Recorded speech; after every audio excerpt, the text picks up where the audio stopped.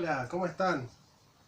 Continuando con el tema de la primera esposa de Enki, que fue Ninkursag o Inanna o Lilith, nos toca hablar del diluvio universal, ¿no? Que es un testimonio que está grabado en las historias del poema épico de Gilgamesh, de Atrahasis, bueno, hay muchos personajes, ¿no? Que están de Siusudra.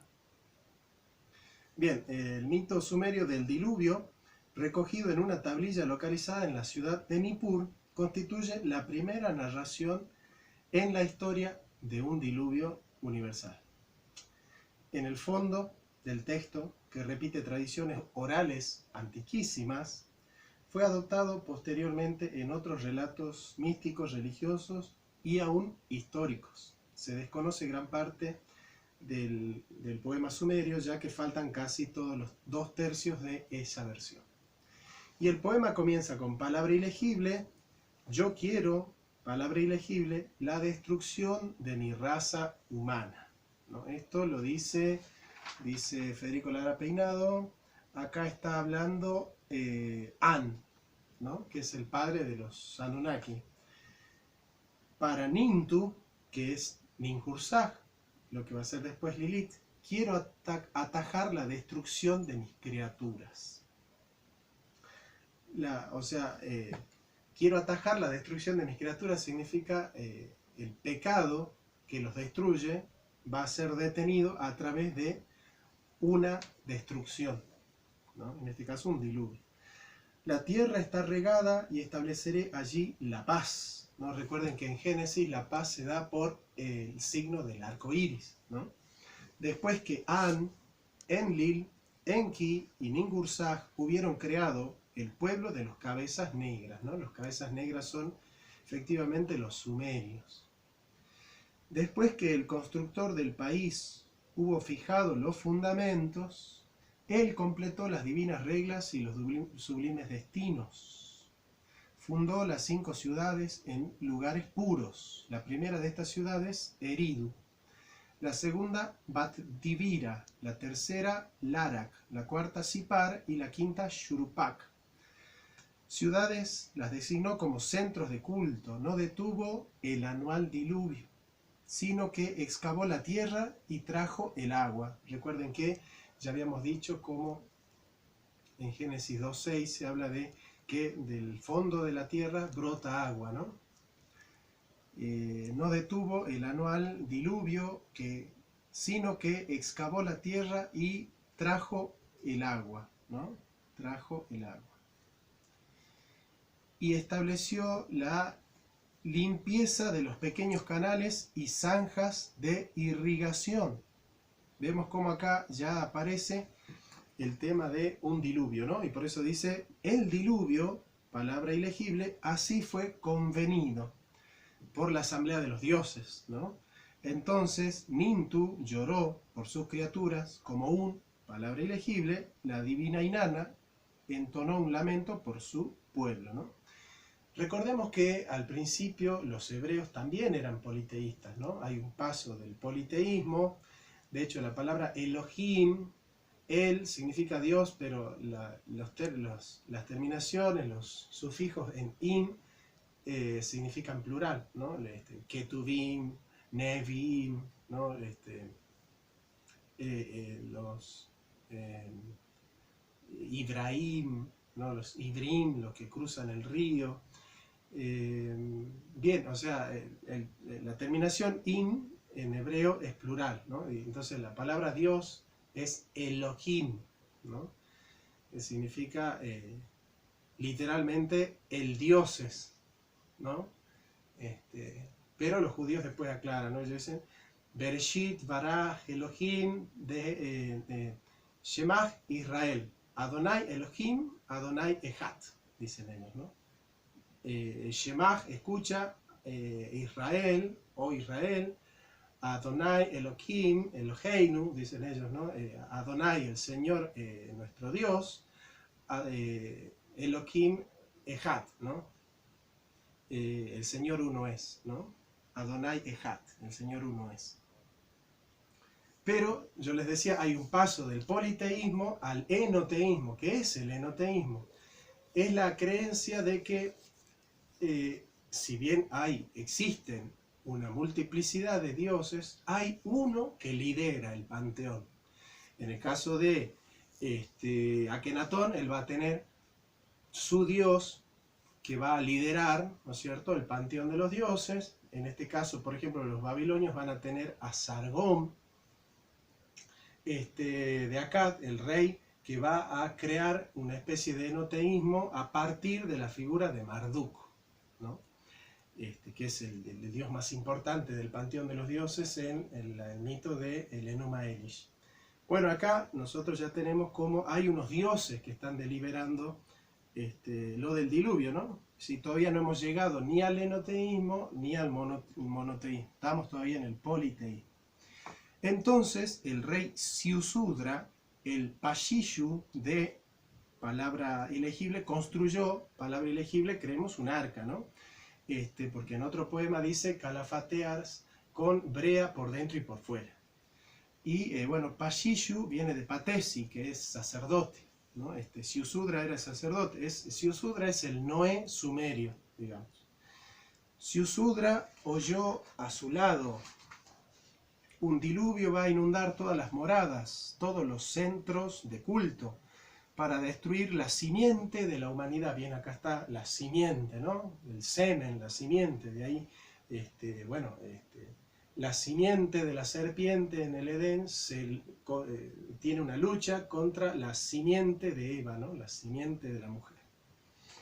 Tal es la decisión, el decreto de la asamblea de los dioses. Acá estamos en el politeísmo. El diluvio invadió los centros de culto, después que el diluvio hubo barrido la tierra durante 7 días y 7 noches, ¿no? Génesis 8:10. Y la enorme barca, acá ya está el arca, hubo sido bamboleada sobre las vastas aguas por las tempestades. Siusudra vio entonces una ventana de su enorme barca, ¿no? Bueno, ahí, por ejemplo, Noé abre la ventana y manda una paloma, ¿no?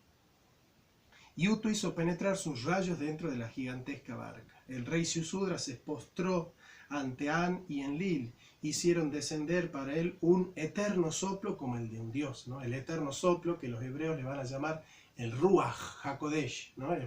El soplo divino, que es la fuente de la vida, ¿no? Para los hebreos y para los sumerios también. Como vemos, el mito hebreo es un mito sumerio. ¿Por qué? Y eso lo vamos a ver después. Abraham era un sumerio. Abraham fue llamado de Ur de los Caldeos. Acá tengo una Biblia. Si ustedes quieren estudiar ese tema, van a agarrar después de la Torre de Babel. Dios llama a Abraham, ¿no? Y obviamente que los descendientes de Taré, que es el padre de Abraham, ¿no? Dice: y tomó Taré a Abraham su hijo, y a Lot, hijo de Aram, hijo de su hijo, y a Sarai, su nuera, mujer de Abraham su hijo, y salió con ellos de Ur de los Caldeos, para ir a la tierra de Canaán, a la tierra prometida, ¿no? Salieron de Ur, y Ur es una ciudad sumeria. Por lo tanto, Abraham y Taré eran sumerios, ¿no? Se les llama hebreos porque la palabra Ivriim en cananeo, que es un idioma proto-arameico, Ivrim significa los que cruzan el río. Si ustedes se ubican en Canaán, van a ver cómo entre Sumer y Canaán está el río Éufrates. Entonces, el que cruza el Éufrates. Ivrim significa el extranjero, el invasor que cruza el Éufrates. La palabra Ivrim en cananeo significa invasor que cruza el río. Y después Dios le va a llamar Abraham. Significa Abba, padre, ¿no? Vieron que Jesús en la cruz dice Abba, padre, Lava Sabactani. Y Roé significa pastor, líder, y Roá significa Ram, significa multitudes, ¿no? Entonces Abraham significa padre de multitudes, ya es hebreo. Hay una rebautización del nombre de Abraham, ¿no? Abraham el sumerio se convierte en Abraham el hebreo. Esa es la historia. Entonces el rey Ziusudra, que salvó de la destrucción la simiente de la humanidad en aquel tiempo, allende los mares en el oriente, en Dilmun, el paraíso, le hicieron vivir, ¿no? Bien, y para llegar a lo que es lo que nos importa a nosotros, que es Lilith, ubicada ya acá en el paraíso, en Dilmun propiamente, dice el poema de Gilgamesh, Enkidu y los infiernos, ¿no? Dice: en los días de antaño, en los lejanos días de antaño, ¿no? Siempre todo buen libro comienza con el horizonte del tiempo, ¿no? ¿No? En los días de antaño. El Enuma Elish dice: cuando en lo alto nada había sido creado. El Génesis empieza, ¿no? Bereshit bara Elohim deet hashamayim deet de haaretz, ¿no? De haaretz daitá tohu babohu. Es decir, empiezan estos relatos diciendo, bueno, en el principio, cuando en lo alto, en los días de antaño, siempre ubicándonos en el tiempo, ¿no? Se empieza con el tiempo como horizonte. ¿Eso quién lo va a rescatar después? Heidegger, ¿no? Heidegger va a decir: la historia del ser no es más que la historia del tiempo. Bien. Cuando el cielo se había separado de la tierra, eso ya lo vemos en el Génesis, ¿no? Dios separó los cielos de la tierra. Cuando la tierra se había separado del cielo, cuando el nombre de la humanidad había sido fijado. Érase una vez un árbol. ¿Se acuerdan de algo? Un ulupu. Un árbol había sido plantado en la orilla del Éufrates. Había sido regado por el Éufrates. La mujer, vagando de un lado a otro, temerosa de la palabra de Am, vagando de un lado a otro, temerosa de la palabra de Enlil, cogió el árbol en sus manos y lo llevó a Uruk.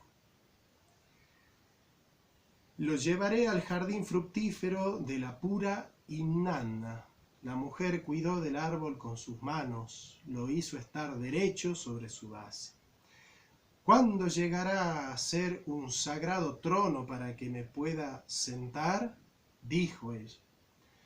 ¿Cuándo llegará a ser un sagrado lecho para que me pueda recostar? Dijo ella. El árbol crecía, pero su tronco no producía follaje, es decir, ese árbol bello de la vida no podía dar fruto, porque en sus raíces la serpiente, que no conoce hechizo, acá a mí me gusta traducir hechizo, hay otra traducción, es Federico Lara Peinado, ¿no? Pero Samuel Noam Kramer traduce la que no conoce descanso, ¿no? Me gusta más ¿no? esa metáfora, ¿no? La que dice, pero la serpiente que no conoce hechizo había puesto su nido, ¿no? Ahí tienen que leer Génesis 3:24, ¿no? ¿Quién estaba en la serpiente?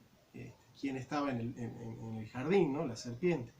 En su copa, el pájaro Indubut había colocado sus pequeñuelos, sus hijos, ¿no?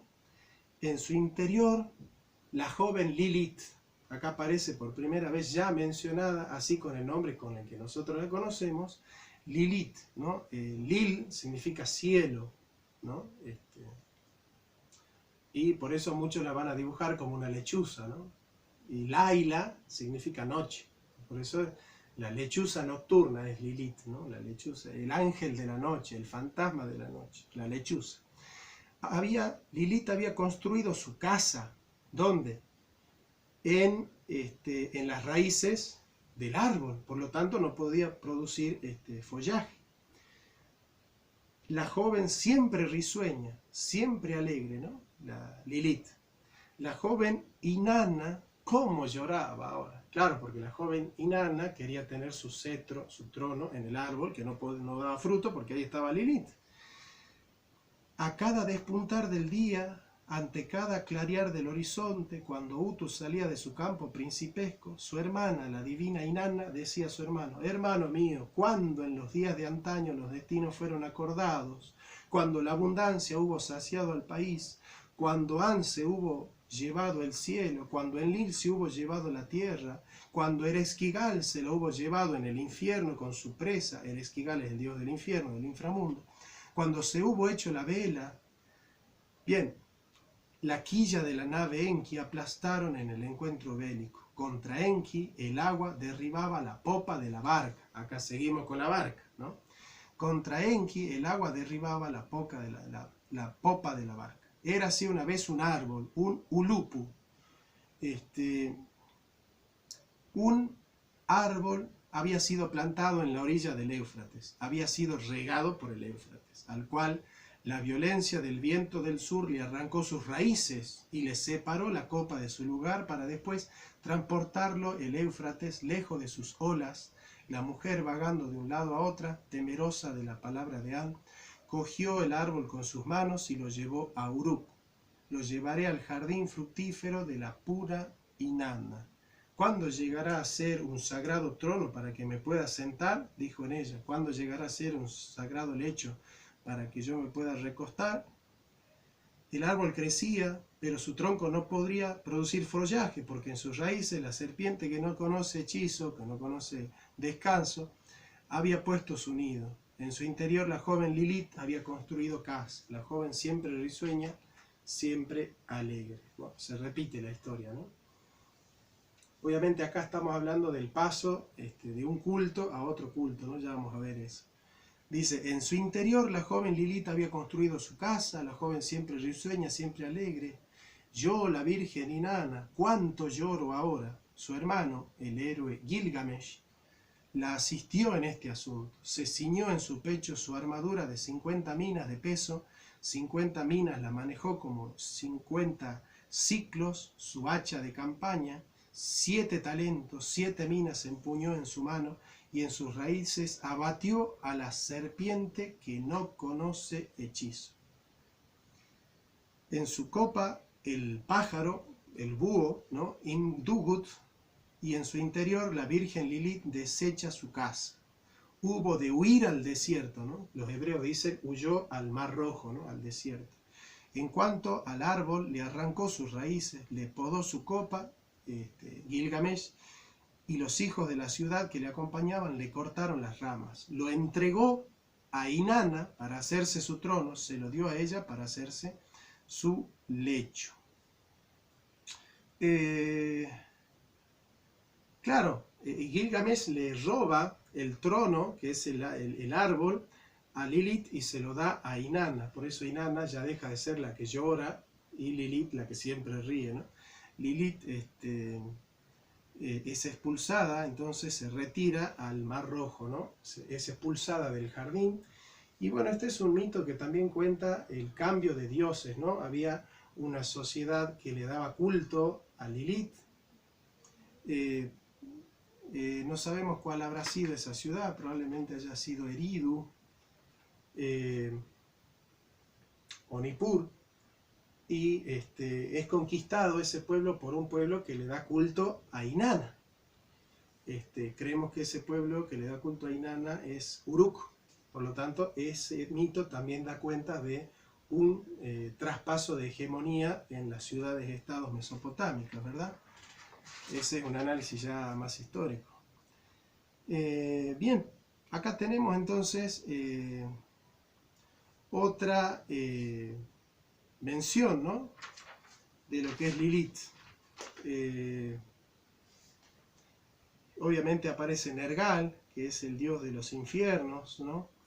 Y bueno, esta es la historia un poco de cómo Gilgamesh quiere ser inmortal, sufre porque sus días están contados y le cuentan que hay un famoso árbol de la vida que él puede comer de él, el cual Ziusudra él comió y pudo sobrevivir al diluvio universal. Entonces Gilgamesh dice, vamos ahí, y con su amigo Enkidu viajan a ese lugar, matan al guardián de ese bosque sagrado que es Uguagua, y bueno, con esas desventuras tratan de conseguir la vida eterna para Gilgamesh, lo cual no lo pueden hacer. Bueno, en ese contexto de conseguir la vida eterna para Gilgamesh, aparece el árbol de la vida, que está copado, está de alguna manera habitado por Lilith,